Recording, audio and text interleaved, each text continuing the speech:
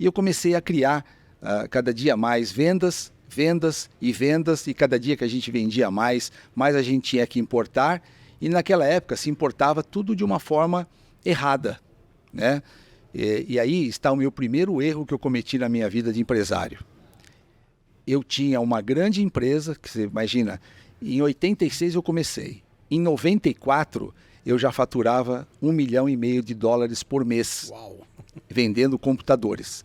Mas eu cometi um erro que hoje eu quero que todos os empresários aprendam com esse erro que eu cometi. Se Deus não está no seu negócio, ele pode até prosperar, mas ele não fica de pé. Então, Flávio, Deus tem que ser o nosso sócio majoritário. E eu não tinha Deus como meu sócio majoritário, embora fosse de uma família cristã. Minha mãe era católica e meu pai não tinha muita religião, mas minha mãe era bastante católica. Eu acreditava em Deus, mas eu não sabia que para você ter Deus perto de você, você tinha que operar as coisas direito. Quando você opera errado, Deus não fica junto. Você acha que está com Deus, mas Deus não está com você. E quando Deus não está com você, você pode até progredir, mas você não perpetua. E foi assim que aconteceu comigo. Eu vendendo $1 milhão por mês, começou uma reviravolta no mercado de informática. Os grandes players começaram a entrar no Brasil e eu quebrei. Quebrei porque foram apreendidos containers meus lá em Manaus e eu tive um prejuízo de R$15 milhões. Quando você diz que não estava com Deus,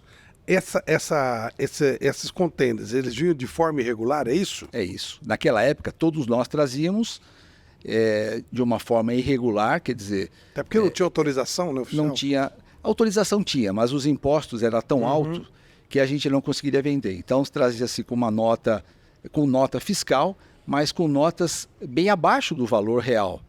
E pagava-se imposto sobre esse valor, muito abaixo do valor que era de importação. Então, isso não era legal, né? Isso custou muito para a minha vida. Custou muito para a minha vida porque me deixou, Flávio, com 30 anos de idade, com uma dívida de R$15 milhões. Para um jovem que não tinha patrimônio, o pouco patrimônio que tinha, eu era já um milionário, porque vender R$15 milhões, $1,5 milhão por mês, eu tinha uma boa receita. Mas quando você tinha que investir mais para poder trazer mais, para vender mais, e demorava para trazer, porque eu trazia tudo dos Estados Unidos via Manaus, a gente demorava muito para trazer. E naquela época todos os distribuidores faziam a mesma coisa, traziam todo mundo para o Manaus e da mesma forma. E isso é a falta que eu falo da honestidade do negócio. Tá? Eu tenho hoje, infelizmente, essa marca, né, que eu guardo para mim, mas eu quero passar aqui para todos que não precisa errar.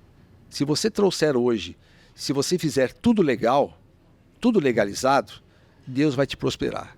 E se você não fizer, você não vai ter prosperidade, né? E foi assim que eu quebrei, fiquei devendo R$15 milhões e foi muito difícil para me erguer.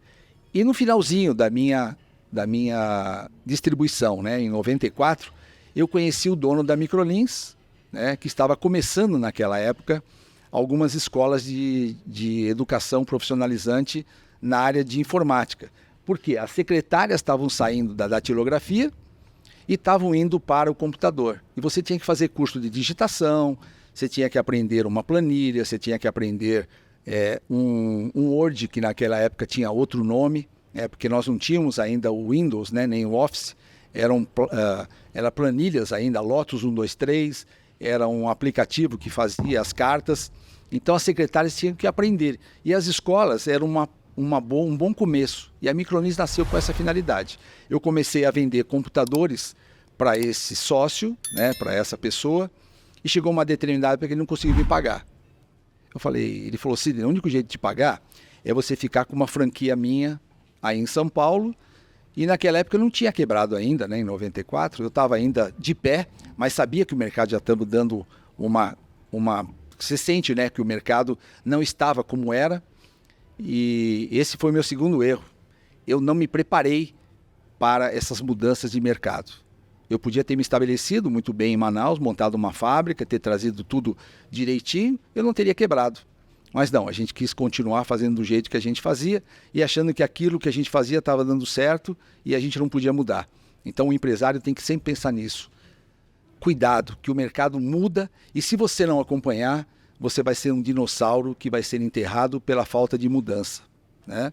E foi assim que eu conheci o sócio, o dono da Microlins, e ele falou, olha, o único jeito que tem para te pagar, porque ele começou a comprar computador de mim, não conseguiu me pagar, e ele falou, o único jeito de te pagar é você ficar com uma franquia da Microlins aqui em São Paulo. E era a primeira, né? Em São Paulo. Aqui em São Paulo. E algumas, as que começaram foram para o interior, por isso que chama-se Microlins, porque começou em Lins, né? Não sabia. E foi naquele interior que ele foi crescendo, tinha algumas poucas unidades que eu abastecia com os meus computadores. E comprava fiado de mim e tal. Numa época eu não consegui me pagar e eu fiquei com a primeira franquia de São Paulo. Mas não era o meu negócio principal. O meu negócio principal ainda era a revenda de computadores, distribuição de computadores. Como eu tinha facilidade de computadores, eu montei uma franquia e eu montei na Penha de França 792. Foi a nossa primeira franquia aqui de São Paulo da Microlins. E assim, não foi um negócio que eu imaginava, porque eu imaginava que a franquia fosse vir um negócio todo planejado, preparado, operacionalizado, e eu só ia colocar os moldes que a franqueadora me indicava. Mas não foi isso que aconteceu. Ela não tinha esse planejamento, mesmo porque o dono da Microlins também começou como professor e foi crescendo. À medida que foi crescendo, vendendo, e também passou por um problema sério que quebrou também. Ele tinha uma pequena distribuidora e quebrou, e nós quebramos juntos na mesma época. E eu falei, cara, a única coisa que eu tenho hoje, devendo 15 milhões de reais, é abraçar a Microlins de cabeça.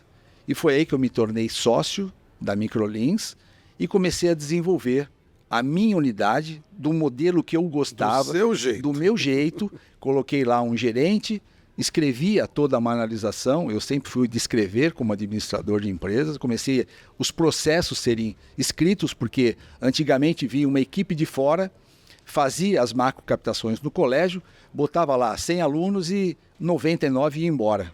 Eu falava, não, isso para mim não serve. Eu quero fazer um modelo certo de vendas. E comecei a criar o meu modelo de vendas. Então coloquei um gerente, 2 pessoas que ficavam internamente atendendo os clientes e vendendo, e fora ficava uma pessoa abordando as pessoas na rua, porque naquela época não existia as mídias digitais. Era na raça. Você pegava o cliente praticamente no pulo, né? Que a gente falava, né? E eu comecei a escrever tudo isso, manualizar, e aquilo começou a virar realidade. Quando de fato eu entreguei os pontos que eu quebrei em 96, nós já tínhamos aqui uns 5, 6 franqueados em São Paulo, e eu me tornei o sócio daqui de São Paulo, o master daqui de São Paulo, da Microlins.